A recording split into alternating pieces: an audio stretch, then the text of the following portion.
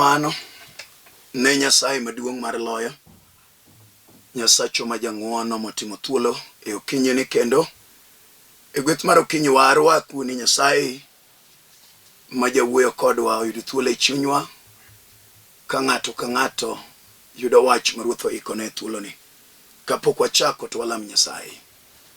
Nyasaye ma ono uro manyaka chieng', Raboni ruodhe teko, jaler mar Israel, Nyasaye marambi mar umbe lwenje, ruodhe chieng' gi dwe gi sulwe, Ruoth ma jaadiera, Nyasaye ma bado timo chuma. E thuolo mar okinyini yudo duong' Nyasaye kuom wachni. Owe wase olo chunywa e nyimi, ni Ruoth we waneni kuom wach manade mibiro wuoye kodwa. To moloyo Nyasaye siro wachni nikech wachni en muchi. Erokamano osekawo thuolo e ngimawa kod chunywa duto, ka duong' gi pak dok ni e polo malo, e nying Yesu Kristo wakwayo. Amen. En thuolo manyadichiel ma Nyasachwa timo kendo daher mondo wawinj kuom wachne. Wach mwabiro yudo wuok e kitabu mar Saburi 74 matindo 21. Wabiro winjo wach Nyasaye kuwuok e Saburi 74 matindo 21, kendo wabiro somo Saburi 81 matindo 13. Muma wacho kama: Mad jomodi matek gi sand owe dok kod wich kuot, mondo jomodhier kod jochan gipak nyingi. Mad jomodi matek gi sand owe dok gi wich kuot, mondo jomodhier kod jochan gipak nyingi. Somo machielo mar ariyo, Saburi 81 matindo 13 ga 14. Wacho niya: Mad joga winja ngae, mad Israel wuoth ngae yorena. Dalo jowasike piyo, kendo lweta diked kod joma mon kodgi. Amen. Wach masomo ma janabi ma jandiko mar Saburi nondike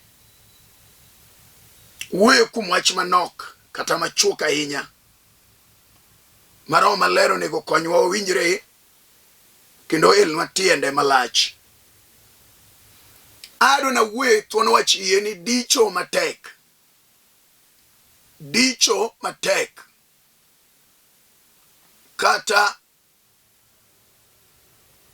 finyo kata thung'o ma jasigu nyalo diyo go ng'ato. Jasigu nyalo thung'o go ng'ato. Daudi kajese, ruodh jo-Israel, thuon mar dhod Juda, nyakwaro bede nondiko weche mag lweny. Daudi ne en ruoth, to ne en thuon e paw lweny. Daudi ne en ruoth, to ne en japako, mane pako Nyasaye gi nyiduonge gi nyigwerini gi pak mipako go Nyasaye kaka ongeng'o. Muma lero ni Daudi na ong'iyo ganda lweny mag Israel kane e paw lweny, kendo Daudi wuoyo e wach madwani Nyasaye omiwa winjo matut wafuano tiende. Kondiko to chalo ng'ama ne ng'iyo Israel e nyim wasike, to wasigu onuro jal mane Daudi wuoyo kuome. Ta oneno ka jalno chalo ng'ama geno mare olal. Oneno ka jalno ochomo kama lweny loye. Kong'iye to neno ka jalno ng'iyo chich, ng'iyo cham, ng'iyo mbele, ng'iyo chien, odong' e chula kar kende ka wasigu se niangne diye. Asomo wach mawacho ni mad jomo di matek. Mad jomo di matek. Kik do kod wich kuot. Tenine gidhie Paulwen. Gidhie Paulwen. Gine oko e Paudora. Gidhi mondo gidogi loch. Kata gidogi duoko mar umbelwenje mar loch. To Daudi ng'iyo gi to neno ka geno onge ni jogi dhi lo lweny. Mae wach madona gwegi ng'ama winjo ne lach. Jal manyalo ng'iyo alwora to neno ka wasigo gingore chalo boche polo. Wasigo luore chalo thomoni mochot. Thomoni kochot ne ot moro. To gin oganda lweny. Gibiro ka giikore. Iro kodonjo kamoro. To gin gi mag kor yamo madonjo e tado malo. To gimako odno mafuanda. To eka wan gima biro lagi to manyo kama yom kapok otug lweny.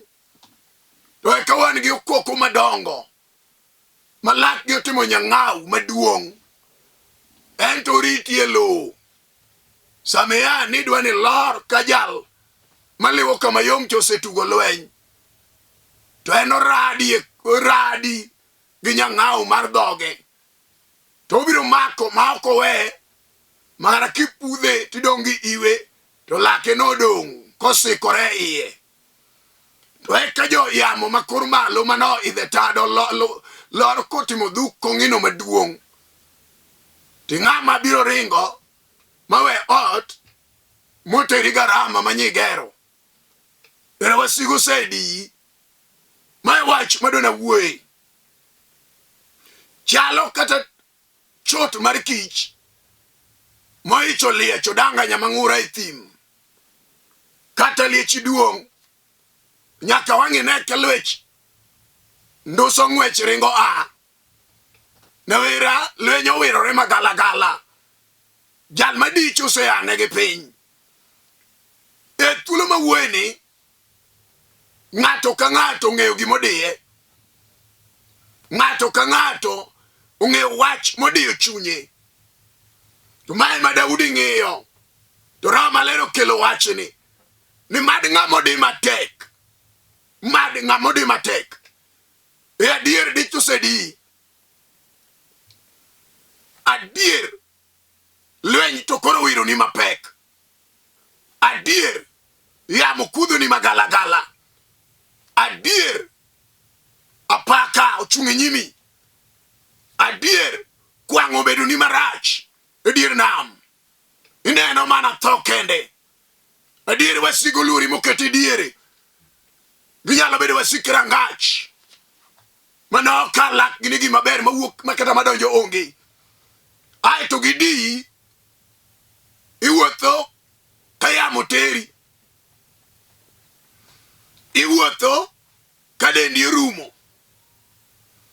Iwuotho kamor mar chunyi onge. Gima ber mawuok kumi be ok nyalo neno. Mae gima dwaro Jehova Nyasaye Daudi, Nyasaye maono. Mae gima dwaro Nyasaye chumbe lwenje. Mae gima dwaro Nyasaye maratego.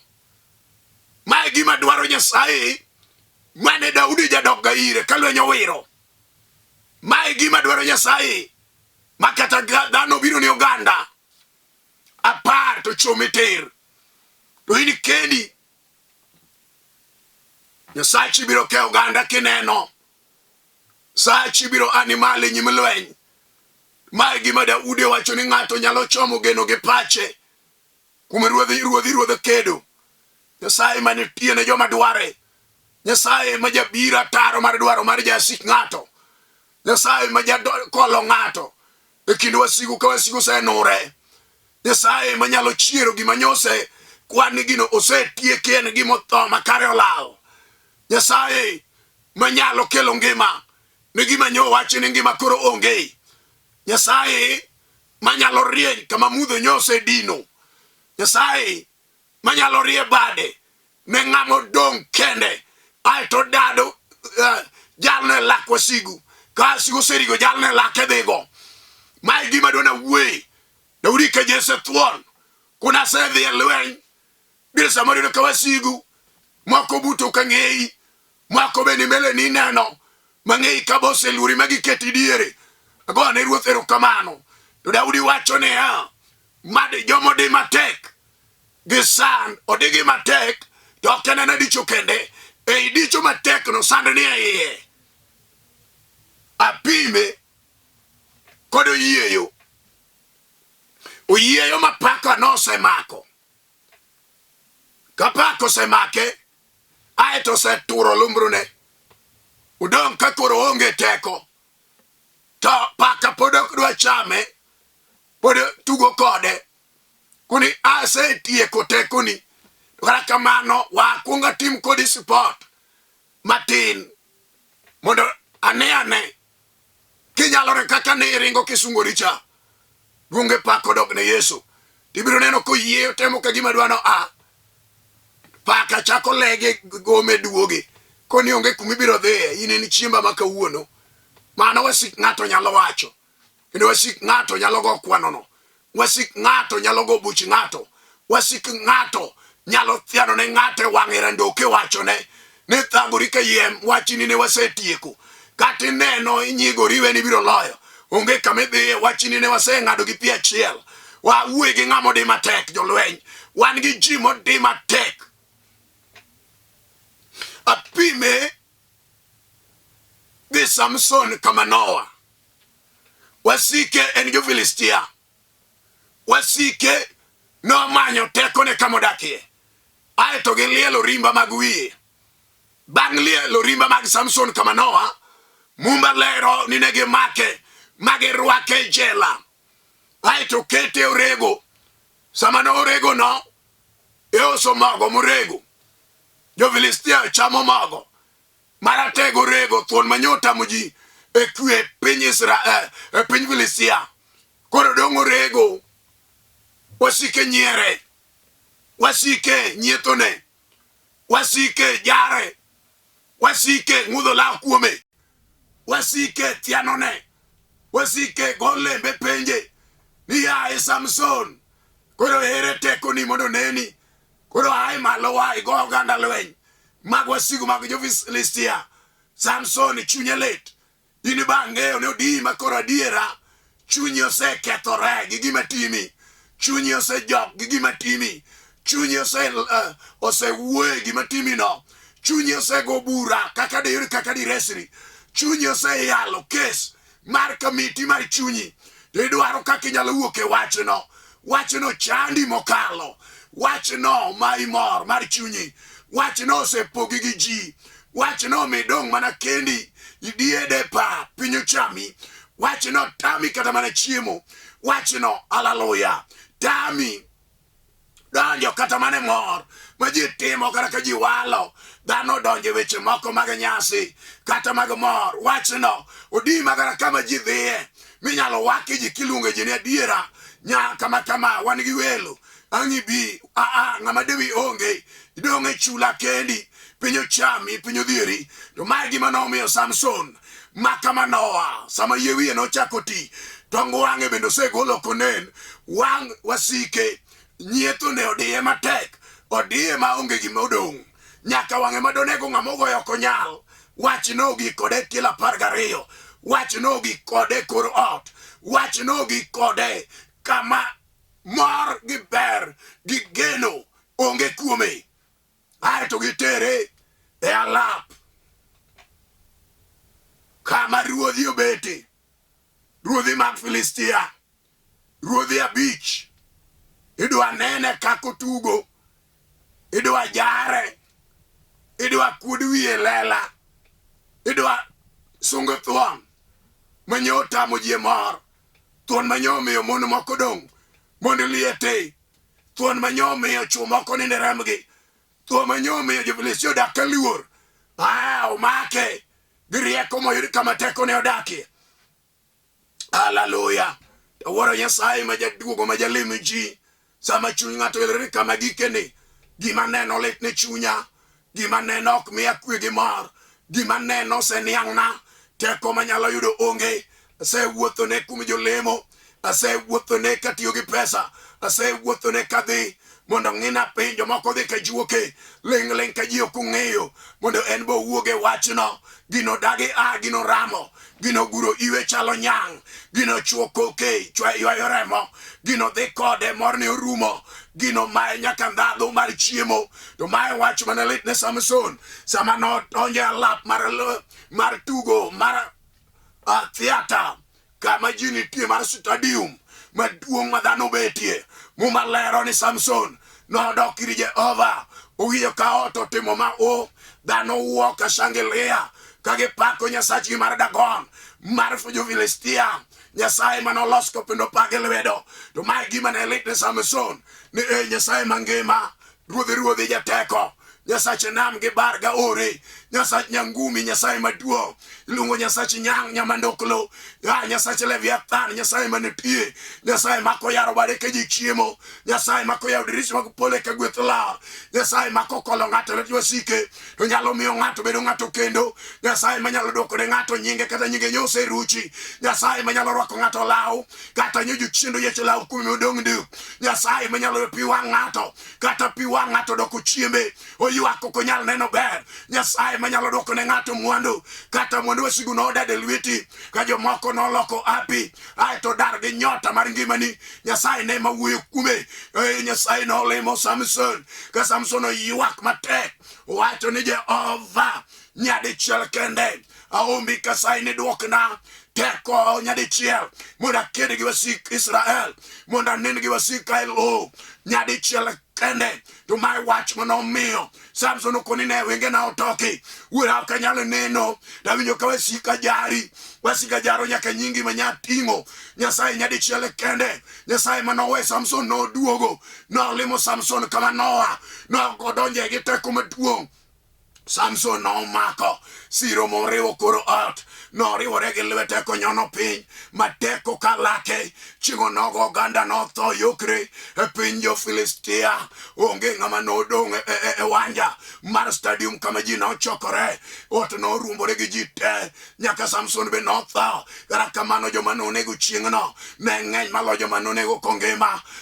Duong' odogna mina, wuoyo gi ng'ama odi matek gi sand kod nyinyo, jal modi matek gi rateke, jal modi matek gi sikany, unyalo bedo dichuo ma wuod wegi moro manonyuol kaber adiera, jal manyo somo manigi degree kata nyo somo manigi certificate, ene manyo nyalo amalo ne dalagi, to dalagi nosewuoye ma ji odagi, mano gima norwake kong'o, omadho kong'o molal oko, omadho kong'o mokiare, omadho kong'o monind kedegi, kar kong'o kanye momako, wach mawuoye kodi biro ka Nyasaye oelo pachi, ka Nyasaye oyawo chunyi, biro gi warruok mar nengo, warruok mar gony mar jomotwe, warruok mar ono gi ranyisi, nyalo timore ne dichuo kata dhako moro e nying Yesu Kristo ma ja-Nazareth, jal manyalo ane ng'ato taro mar dwaro mar wasike. Ere ng'ama odi matek maneno kako osediye, samoro kong'o momadho no en gima noloki kuom kwere, gima noloki kuom choke manosenindele manotho e kong'o, ka kimbi madhi odhieri. Inyalo loso pesa, Nyasaye okonyi, olal e kong'o te, olal makata nyithindi ok nyal somo, olal makata dhako mane nyuomo ok nyal chiemo, dhako odong' gotong'o, odong' gamal, kata ka en e piny boma to luoko ne ji, gino niang', gino gone atho, gino owuok ne oko ataro, gino dhi kode e fut moniang'. Mano ng'ama odigi sand jowadwa, ok awacho ni luoko ne ji rach, to nitie kiwango makata ka dichuo wuok odhi ofis, obede ofis notiyo, gimotiyo nonego konyo ode, tich motimo nonego puonj nyithinde, tich motimo nonego ger nyotane gi ngimane, gich motimo nonego ger dalagi gi rangagi. Agone Ruoth erokamano, kata meru nopuonji gotong'o, moko nopuonji ka mine gi chwako kong'o, kata kamano min gi pod osike amal kod otong'o nyaka chiel kawuono, ber matije nokelo onge. To mae gima lit manyalo miyo ng'ato chunye amalo, okone gima tima en jasigu, jal moniang' modia gi sand, jal moniang' moana piny, muma nolero ne diera, kata ber ng'ama ocham kata bed ng'amo dhier, kata bed ng'amo donge lwete nono, jalno kik dog gi wich kuot. Tok wach mayalo ni onyalo re jal ma jasigo ane piny odiyo gi tuo ma ok nyalo rumo. Wach no nyose chamo pesa tieko, wach no nyose tamo mwande lwete, wach no nyose chamo ogige manyote monyako ala, wach no se mi odonge dhier mag ng'ama nyose di matek gi sand kod nyinyo. Agoni ruodhi no erokamano, kik dog gi wich kutok injili miyalo biro gonye teko, injili miyalo biro gole kol mag majok mag roteke, mag jela mag range molor, mag chunje mag wasigu, nyaka mag juogi magalagala modagi bero kinyal bet. Wach milero ni jalo golo ng'ato no wach Nyasaye en rayaw ne gik molor matek, mag twich, mag nyinyo, mag rateke, mag nyoroche, mag mudho, mag seko, mag rangi, mag miri. Injili mayalo biro golo ng'ato e jela mag jochiende. Inyo nyako katibere nyako manyo kar tedo tamore, jochiende maki matek nji, mag patwi, mag wagogini mano ikera ngach mano leo, mag miri, mag chien. Wach malero gi sani biro dadi e remo, magalagala, mag rangi, mag miri. Wach malero biro dadi e juogi, mago jijo mag sepe. Oko deore na ng'oma timore. Yeye kum Yesu, yeye kum Rabi, yeye kum akida jakundo mola, yeye kum jatenda lweny. Kato se di matek ma nyithindo ok nyalo somo, nyithindo dong kwayo ne mana ji. Wach mawuoye nyalo golo dalano, wach mawuoye nyalo tudi e yor ono ma nyithindo di sponsors nikech Nyasaye nitie mane jomithiro kende diyo malo. Kato bed dala manodi kadhako nodong' e chiliel, joma nyo nego konye magore kode, odong' nyithinde pape liari, gima dotimo onge omae gige.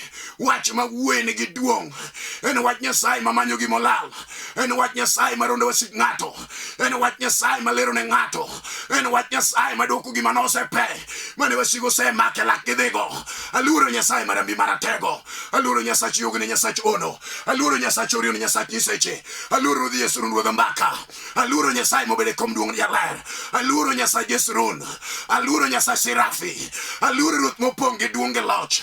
Jehova duong' ni olemi jogi Nyasaye. Wachi ni ok en tugo japuonj, wachi ni ngima kendo tiyo, wachi ni nigi loch gi nyalo, wachi ni bith molo ligangla madhoga ariyo, wachi ni biro yiecho nyaka iye kama jachien okete mudhono ma ng'ato dong' e sand gi nyinyo ok onyal neno ler kata dichiel. Wach Nyasaye biro menye. Ere kama sande nitie? Sande ni kanye dhako nyagimerwa, sande ni kanye wuyi wadwa, sande ni kanye dichuo, sande ni kanye ya nyako, sande ni kanye kata notamu e somo, ine klaso giminyalo winjo onge. Wach mawuoye kelo rieko, wach Nyasaye moidha gi sani biro dado nyaka sande mag rateke, biro dado nyaka dicho mag wasik ng'ato, biro dado nyaka loch ka loch mag jochiende, biro nyono nyaka okela gi thumuni, biro mako nyaka thuonde magalagala. Wacho chobi tir, dwaro yie mar chunyi miwacho na diera, adong' kode tielo 12, adwane Nyasaye mane ji malo mano ane Daudi ka Jesse nyim Goliath, thuon nochomo Goliath tir koni kata jalithiano, kata sando Israel, kata en ng'ama nyalo chome onge. Anan gi Nyasaye maduong', abiro chome gi teko, abiro chome gi yachiel. No chomo Goliath tir, chieng'o nogono Goliath noninde rembe, no ng'ado wi Goliath, no nyono ringre Goliath gi tiende piny, no sungo wi Goliath ne jo-Filistia. Lweny noloyo jo-Filistia e papa langa ka ji neno, wuyi marawera maraga matin. Loch ruoth noketo loch e lwete, iwa yalo Yesu wuod Nyasaye. Amina jal mano ae polo, no neno mon mayuak, no neno chuo mayuak, no neno rangi manodi, no neno joma nole pap, no neno joma tuoche sando, no neno joma yuak oromo, no neno joma geno gi olal. Yesu no biro ratego no, omunga achiel mar 10, jal ma ok loyo lweny, en kende chir mar joma tho. Kata gima in go osetho, Yesu nyalo kelo duoko e ngimani. Kata gino jochiende okete mudho ma in muofo ok inyal neno ber, Yesu nyalo kelo duoko. Ere wach ma in go? Ang'o matimi? Donge yie kum Yesu ratego, omuga ono, ogola magolo ji anete. Yesu akelo makelo gik maonge. Achiel mar 10 sulwe mar okinyi, aluoro Ruoth mar ono gi ranyisi. En ang'o machando chunyi? En ang'o momiyo ichamo pi wang'i? En ang'o machiwi nyakutieno kinendo? En ang'o makelo lek magalagala e ngimani? En ang'o momayi mor mar chunyi? Muma wacho niya, e Zaburi 81 matindo 13 ni mad joga winja ngai, dalone gi wasige piyo. Mad Israel wuoth ga yorena, dalone gi wasike piyo. Kawuono nying Yesu Kristo ma Nazareth, bedangi winji Nyasaye moseketo wachelewa, bedangi winji Nyasaye mawuoyo kodi sane, bedangi winji Nyasaye manosechweyi, bedangi winji Nyasaye manomi bedo dhano, bedangi winji Nyasaye mong'ei oko gi iye, bedangi winji Nyasaye mamiyo luche dhodho, bedangi winji Nyasaye mamiyo rong'onde yudo tiendegi, bedangi winji Nyasaye mayawo wang' muofni, bedangi winji Nyasaye magolo joma osetho e pidh yugi, bedangi winji Nyasaye manyalo dadi okol mag jela, bedangi winji Nyasaye mawuoyo kodi. Yesu keto wachelewa mondo wuoyi gi ng'ama chuny oyiech, wacho ni kama gike ni ohanda osepodho, to wach mawinjo dwoka kendo ele twasigu gi joma nyodiya gi majini machamo gige ga donge lweta nono. Wach mawuoyi kodi kelo dwoko, wach mawuoyi kodi chiero gik maonge biro bet kendo nyadichiel, wach mawuoyi kodi biro dwoko nyota manye osemake ngimani. Jal mawinja gi sane ya kawa yie yude gimoro e nyim Nyasaye, kati bedo nyathi madhi timo penj, wach mawuoyi kodi dhi goyi jekore machielo, wach Nyasaye dhi ting'i malo, wach Nyasaye dhi yecho kanik ma jachien nyokete nyime, wach Nyasaye dhi rwako loche lwete. Da yud ng'ama Yesu idho ma wacho ni awinjo Nyasaye, awinjo Jehova Nyasaye mantie, awinjo Ruodh El Roi Jateko, Adonai Nyasaye mar joge, Jehova Jiro Nyasaye ma jachiwo, Jehova Rafa jachang ne joma tuo, apako El Sabaoth wuoro manyaka chieng', Nyasaye mano kodwa, Jehova Ratego Ruodh mbi. Ere gima timore nino sane? Teme go Nyasaye, teme Jehova the Lamb, teme Ruodh ono gi ranyisi, jal ma chunyo yaureno, alam kode Nyasaye, ochungi walam e nying Yesu Kristo. Erokamano Jateko, erokamano Simba. Koro radi gi dhako gi dichuo gi nyakijana gi nyakoni, madwaro nyithindo, madwaro chang, madwaro neno uno kod gweth mondo itimnegi, madwaro warruok, Ruoth migi warruok kuom nying Yesu Kristo ma Nazareth. Amena migi warruok mar chuny, ilone gi lonjeji mosikgi, iloknegi dho Jateko, ono mane nye chunya, ono mane wire wiya, moino mondo ti kuomgi. Akoro negi ng'wono, akoro negi loch, akoro negi gony, akoro negi hawi manyoselal, akoro negi gweth e nying Yesu Kristo. Duong' odogni manyaka chieng' kilocho ne jogi e nying Yesu Kristo akwayo. Amen. An mawuoyo kodi an Pastor Alfred Odoyo, awuode Nyakach Kandaria. Nyasaye ma jang'wono timona ng'wono, ayalo injili e piny Nairobi ka, e bwo kanisa mar God's Divine Word Ministry. An e piny Karanja Kibera, an gi branch ma Kungedi e State Jogorod, an gi branch e piny Dandora. Kundigo ka ng'ato nigi dwaro nyalo tudore koda mondo walam kode Nyasaye, kendo mondo Nyasaye obed Nyasaye. We Nyasaye ogolie dicho mar Satan, tine ng'wono ne kuom wach mowuok e lewa. Duong' e loch mar Nyasaye otini, nikech Nyasaye nitie. Kidwa yuda, namba mara 0723 396805, kata Airtel 0101 39 6805. Nyasaye mondo gwedhi, gini en marwa mar Jaluo, warati changwen manyien. Shalom. Amen. Olimo ya wendora